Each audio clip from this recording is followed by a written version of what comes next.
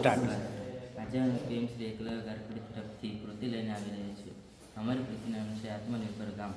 આ પ્રોજેક્ટનો મુખ્ય હેતુ એ છે કે એક ગામ કેવી રીતે પોતાની મૂળભૂત જરૂરિયાતો સૌર ઉર્જા દ્વારા પૂરી પાડે છે, જેવી કે ખેતી, વીજળી, પાણી આવી વગેરે જરૂરિયાતો તે સૌર ઉર્જા દ્વારા પૂરી પાડે છે. આ પ્રોજેક્ટ દ્વારા આપણે ભારત દેશને આધુનિક ટેકનોલોજીને આત્મનિર્ભર બનાવવા માટે યોગદાન આપી શકીએ છીએ.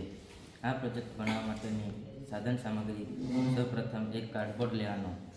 કાર્ડબોર્ડમાં આપણે નાના નાના ઘરો બનાવવાના.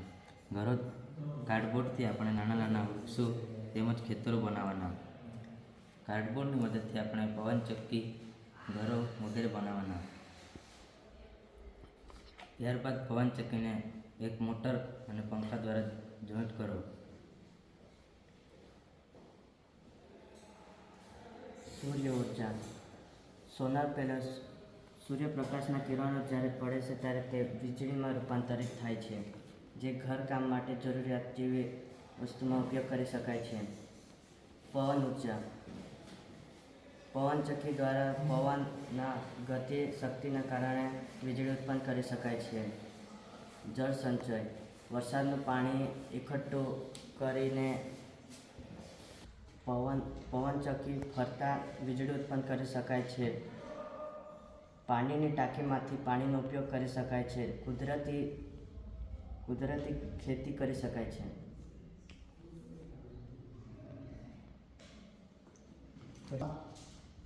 આ મોડલ બતાવે છે કે એક ગામ જો સૂર્ય ઉર્જા, પવન ઉર્જા અને પાણીનો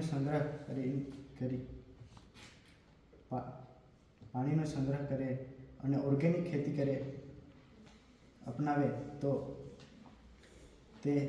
તે પોતાના સ્તરે ઉર્જા, ખાદ્ય અને પાણીની આત્મનિર્ભરતા પ્રાપ્ત કરે. નિષ્કર્ષ. આ પ્રોજેક્ટ દ્વારા સમજાય છે કે સ્થાનિક સ્તરે ઉર્જા અને સંસાધનનું ઉત્પાદન દેશની આયાત પરની નિર્ભરતા ઘટાડે છે.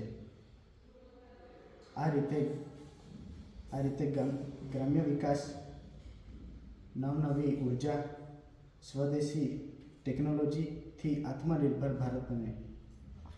ફાયદા. વીજળીનો બચત થાય અને સ્વચ્છ ઉર્જાનો ઉપયોગ થાય છે. તેનાથી પ્રદૂષણમાં ઘટાડો થાય, ટકાઉ વિકાસ થાય અને પાણીનો સંચય થાય. ભવિષ્યમાં ઉપયોગ. આ મોડલ્સને ભવિષ્યમાં લાગુ કરતા આનાથી હજારો ગામોને આપણે સ્માર્ટ અને આત્મનિર્ભર બનાવી શકીએ.